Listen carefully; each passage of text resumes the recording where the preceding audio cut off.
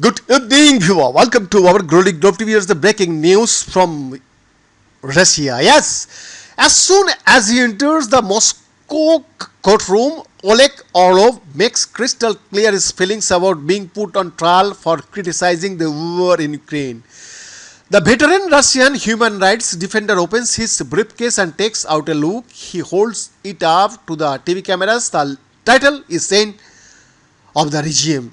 It is a good title. I recommended reading it, declares Mr. Orlov, who is one of Russia's most respected rights activists. It's all about how totalitarian and fascist regimes come to an end. Oleg Orlov has been an outspoken critic of both wars the Kremlin is currently waging, the war in Ukraine and back home, the war on Ukraine. Since Russia's full-scale invasion of Ukraine began in February 2022, thousands of Russians have been prosecuted under new laws designed to stifle criticism of the country's war effort.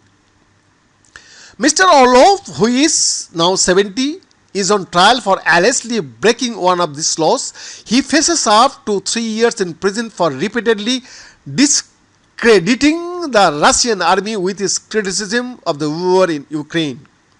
The article I am being tried under is public actions aimed at discrediting the use of the Russian armed forces for protecting the interests of Russian Federation and its citizens and preserving international peace and security, Mr. Orlov told me ahead of his trial.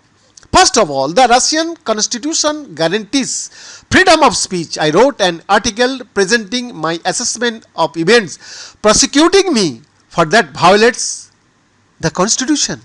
Secondly, what is happening in Ukraine? Let's be clear and call it a war. It is against the interests of Russia and Russian citizens. As for preserving international peace and security, that's a joke. It reminds me of George Orwell's War is Peace and Freedom is Slavery. Claiming that the war in Ukraine is in the interest of international peace is just nonsense. Article 29 of the Russian constitution does indeed guarantee freedom of speech on paper. In reality, Russians who publicly criticize those in power here are taking a considerable risk. The Russian authorities have put together a hefty toolbox of repressive laws which can be employed to punish critics to the government and opponents of Russia's war in Ukraine, as well as criminalizing discreditation of the army. Russia's criminal code now punishes what it calls the public dissemination of deliberately false information about the use of the Russian armed forces. Often referred to as the law of fakes, it has been used to imprison such vocal Kremlin critics as Elia Yasin. Last year, he was sentenced to 8.5 years in jail. There are other tools. Russian theater director Zhenya Berkovich, who wrote and posted anti-war poems, has been charged with justifying terrorism in one of her plays. She faces up to 7 years in prison.